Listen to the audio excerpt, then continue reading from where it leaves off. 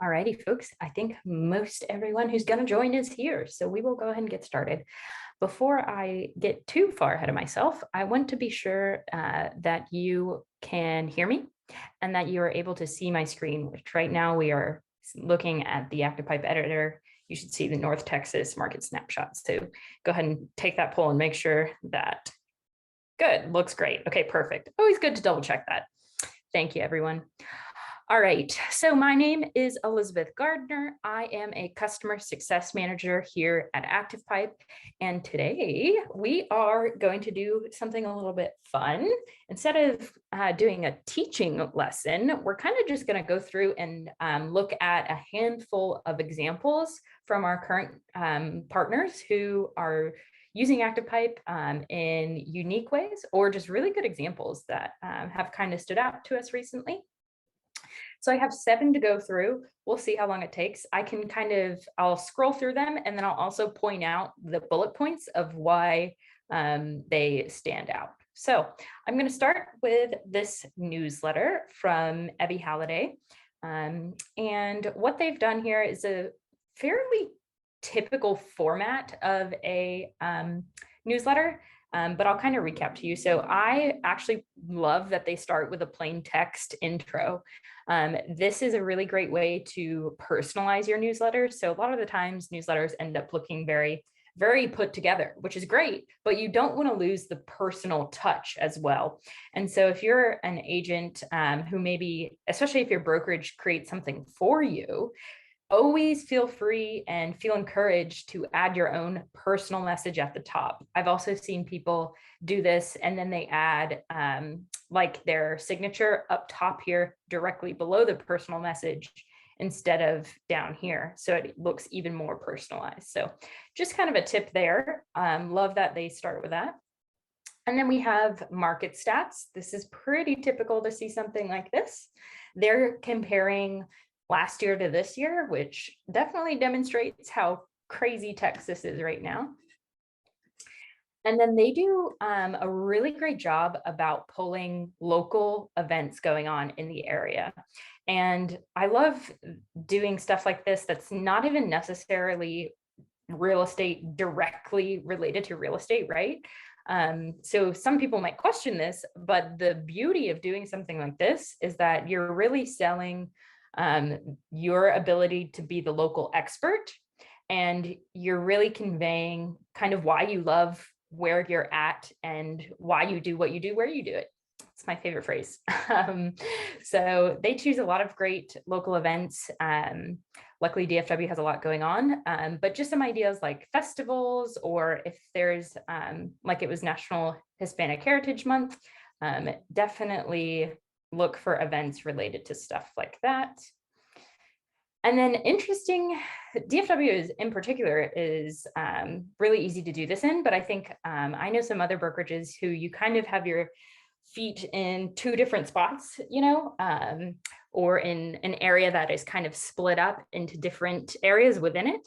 And so if that's the case, just like they've done here, they split events up by county. So they're really covering their bases and making sure that they're communicating with their entire audience.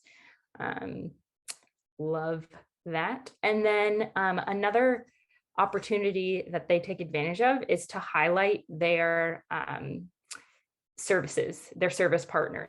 So especially if you have in-house, like someone that you work with for mortgages or a home warranty, that type of thing, definitely pop that in there and highlight your services as well. That kind of, again, you might be demonstrating another business, but what you're doing is you're telling your clients that you're not just one part of the equation, you're knowledgeable about the entire process. And so I think that's a really smart thing to do. All right, so that's theirs. Let's keep chugging along here. This is from one of my clients' agent at Tomlinson Sotheby's. What he's done is he's kind of picked and chosen from content that is available to him from the Sotheby's brand as a whole. So for example, this is a Sotheby's brand blog article that he's chosen to add in here. But he added his own personal message and image up top here, which again, back to the point of, don't recreate the wheel, use what you're given from your brand, but always feel free to personalize with what this really means for you and your individual brand, right? So that's what he's done here, which I think is lovely. And then he has included featured listings. Oh, don't they look so lovely? And so some folks will include properties in their newsletters, others won't. I definitely don't think it hurts. It is certainly your product, so it never hurts to include that. And then again, he's not recreating the wheel. He has included a resource that was created by his brokerage, that is like an online catalog or journal that they released. And I think they do these quarterly. So the point here is you can create your own custom newsletters pretty quickly, especially by, picking and choosing from what's created for you, from your brokerage or your brand, and then personalizing it just with your own little touch at the top. All right. This one is from McInerney. This is their brand-wide newsletter from September. So what I love about theirs too is they really lean into the local events as well, and the spirit of where they're located. They highlight a partnership or a local business. I always think especially like the closer we get to the holidays, you really have strong opportunities to work with other small businesses in your area, particularly like once we get to the holidays around like gift ideas or event spaces, or even things like the Christmas light hangers, right? You have a great opportunity to actually be a really helpful resource. And it's a great way to stay connected with your database and your audience, who might not necessarily need to be getting just listed notifications on a weekly basis from you, right? Because you helped them last year buy a new home or something like that. But you're keeping them involved with what you're doing, and so that, in a couple of years, they still remember you and you're at the top of their mind. So this content marketing is a really strong way to do something like that. I love this one too, about doggy daycare. I have another client that I've seen who partners with like the local ASPCA, and each month in her newsletter, she does an adoptable animal, which I think is really cute. And then I have a few people who do this as well, always including a call to action that brings it back to really what you're there to do, right? Because you never know, one day, like the example I just gave, and you might have helped them 3 years ago, but for whatever reason, now they have to move for work or whatever it may be. You never know. They might need to reach out to you. So make it easy for them and just plop that right at the bottom there. All righty, moving right along. This one I really love. So this is an example from Daniel Ravenel down in Charleston.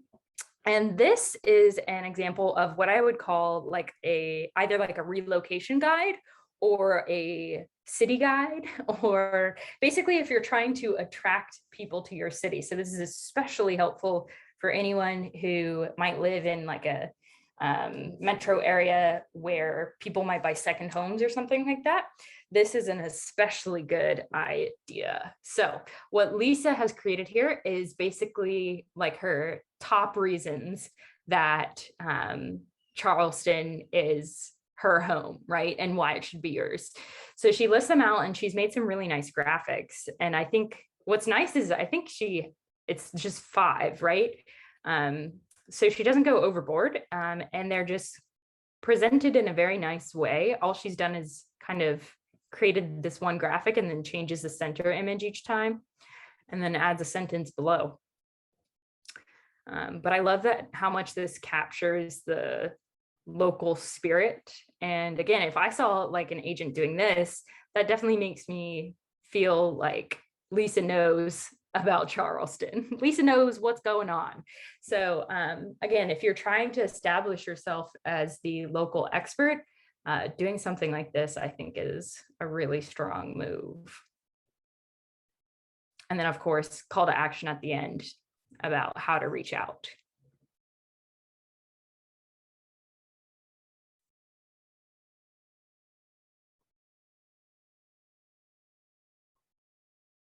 We got a question in the chat asking, how did she distribute that?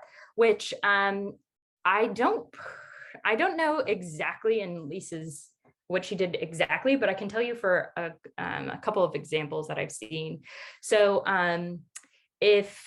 well, first of all, if you have changed where you work, obviously, like if Lisa previously worked in New York City, then it would have been perfect. This email is obviously perfect to reach out to any of her old New York City clients, right? So past clients. But then I also know of other folks who they will get, they have like a contact list from a major metro city that they get, and then they send it to those people. The other thing is like specifically for, I know like Sotheby's will do this, where if they have a brokerage in one place, but they end up with a client who is looking for a second home in Charleston, right? If she gets that referral, obviously that makes a lot of sense. So that's kind of the thinking there. All right, this is Berkshire Hathaway Home Services Warren in Boston. This is their newsletter. They do a newsletter that's pretty closely formatted the same each time, but then just kind of changed out the guts of it. They similarly start with a quick plain text message at the top. Then they do some market stats.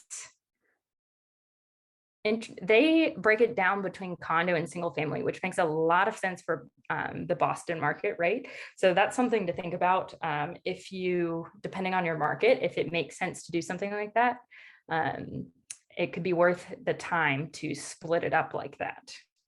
Similarly, I have some folks in Hawaii, and it makes a lot of sense for them to split it between condo and single family, right? So just something to consider. And then what I love about this too, is they give you the quick little recap that's in the actual body of the email.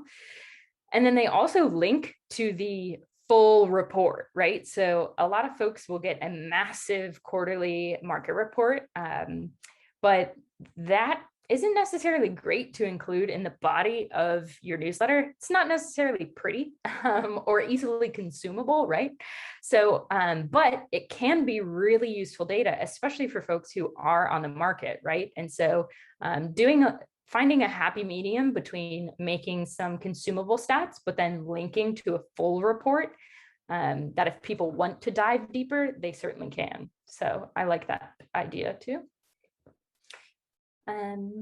They have a blog that they release from their brokerage, and then they always do highlight a property here. So again, definitely don't feel like you can't include a property in your newsletters, I would say. And then they include local Boston headlines, basically. That's that. All right, keep coming.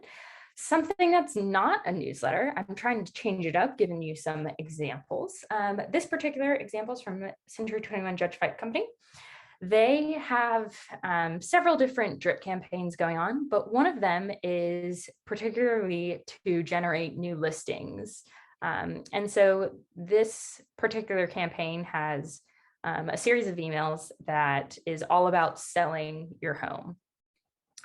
And what I really like about this one is, first of all, to point out you don't have to go over the top. They have done a really nice, clean job of a graphic up top and then a really well thought out message here. What I think stands out to me the most about this is them already offering up creative ideas for selling options, which especially in the DFW market, having or demonstrating knowledge about non-traditional options, I think is really smart because they have a really hot market right now. So demonstrating that you already know what's going on and providing value immediately, rather than just saying, reach out to me. You're providing value in the body of the email, but then you're also offering up the opportunity to talk further about this. So I think that's one thing. And then I don't think this is too much, right? This is a total of 8 bullet points, but they are already demonstrating value in the body of the email before you even reach out. So I think that's a stronger way to solicit inbound leads, is first deliver value, then they'll come to you type situation. So I think that's a really job well done there. All right, and then our last example here is Madison & Co. They do a very lovely newsletter. I know someone's going to ask me about this because yes, you are not seeing things. This picture isn't moving. It is in fact a GIF. So when you upload images into ActivePipe, you can upload a PNG, a JPEG, or a GIF, and the GIF will move in the body of your email. So I've started to see more and more people kind of use this in headers, just like this one. And I think it's pretty cool. It definitely catches the eye for sure. All right. So they're kind of highlighting, again, the local, just kind of the local feel and what you would expect to get out of Colorado, right? It's kind of like how the Charleston one is very Charleston. This one is very Colorado, right? And I think that's really strong. Again, you're supposed to be the local experts, right? So lean into your brand and share what you have. This one is kind of nice too, because it's particularly targeted to like visitors, which again, if you're having people thinking about moving to your area, then providing something like this where you might highlight, you know, unique places to stay or unique opportunities while they're traveling, I think is really smart. Luxury barn, 2 words that normally you don't see together, kind of funny. And then they give you some tips as well. That is pretty much it. I hope that sparks some ideas for you. If you do have any questions, feel free to pop them into the chat or the Q&A and I will go over them. But otherwise, that's really it. Just wanted to share some standout examples from the past month.